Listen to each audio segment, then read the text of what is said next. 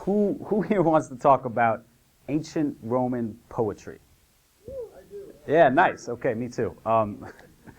The Roman satirist Horace has seen his popularity wax and wane over his 2,000-year career. He was born about 65 BC. Whether or not Horace is in vogue seems to be correlated with how strongly patriotic a particular society is.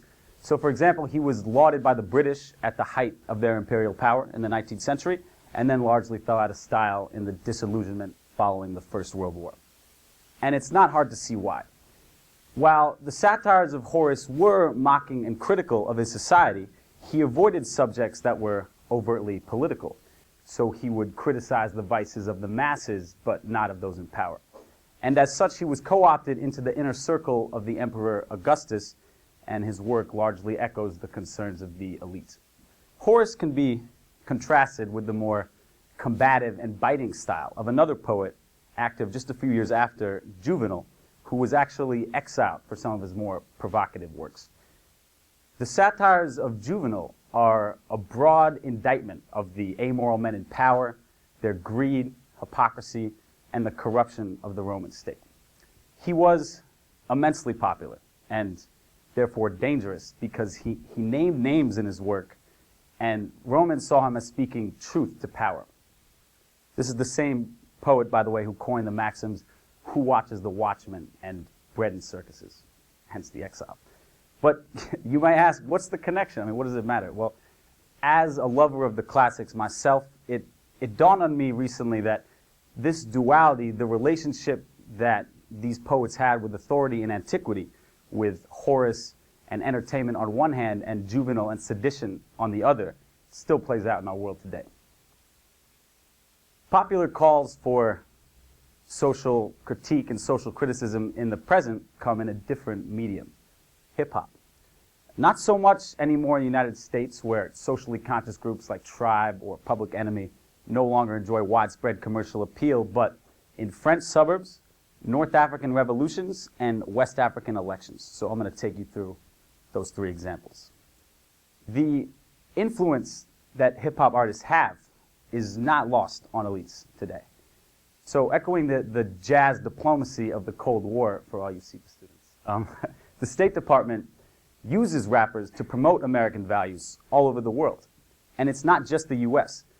In effect, governments attempt to find and turn rappers into modern-day Horaces. And they do this by finding artists who are moderate and who reflect their values, and then giving them a platform to increase their visibility. So you get a situation where in France, there's actually a tension that exists between artists who are validated by the state and those who are not. So in the former category, you have Abd al-Malik, who is a Sufi Muslim rapper who is just celebrated by the French establishment for his embracement of the idea of laïcité, which is secularism in the French Republic. And then in the latter category, you get Medine, who, while he is broadly popular in the underground, is pretty much ignored by the mainstream because his music attacks directly the disenfranchisement and marginalization of Muslim youth in French cities. So while you have governments running around trying to find new Horaces, there are those I'll call neo-juveniles who are gaining popularity and influence throughout much of the world by directly mocking and criticizing the corrupt regimes that they live in. So let's talk about the Tunisian rapper, El General, who his music has been characterized as the soundtrack to the Jasmine Revolution, and who could also be heard in Tahrir Square. This young artist was deemed such a threat to President Ben Ali's regime that he was actually imprisoned for weeks at the start of the uprising that heralded the coming of the Arab Spring. His song, Head of State, took direct aim at the regime of the president and its corruption, and was one factor that helped inspire young Tunisian youth to take to the streets, ultimately culminating in a democratic revolution. Down in Senegal, in West Africa, rappers turned political activists of the Boufale movement, like Positive Black Soul in the late 90s, were influential in electing President Abdoulaye Wade in the unprecedented democratic transition of the year 2000. The first time I visited Senegal in 2007, I witnessed many of these artists beginning to turn against the president for the increasingly corrupt nature of his regime, and then Wad co-opting other rappers to serve as his mouthpiece. So you see this duality again. But the story of 2000 was actually repeated again this past year in 2012 when rappers from Yanemar, which is a movement meaning like I've had enough, played what was acknowledged as the pivotal role in mobilizing Senegalese youth to come out and vote and deny Wad his third term as president. He is very old. No one knows how old he is. People guess maybe a century. So we see that the role of hip-hop artists is not dissimilar to that of satirists in ancient Rome. And that is the common thread that ties these seemingly disparate stories together. Whether it's written in classical dactylic hexameter or performed in rap's familiar 16 bars, lyrical satiric poetry does play a potent role in politics. So whatever your previous preconceptions are of the genre, and what is it or isn't, especially if you've been thinking it's some kind of Sisyphus gimmick just set in a rhythm entirely lacking in purpose of vision, well, ladies and gentlemen, think again. Allow me to reintroduce to you hip-hop music and what it can do. Immobilize the lives of disenfranchised youth, and it's proven to be good for the community too.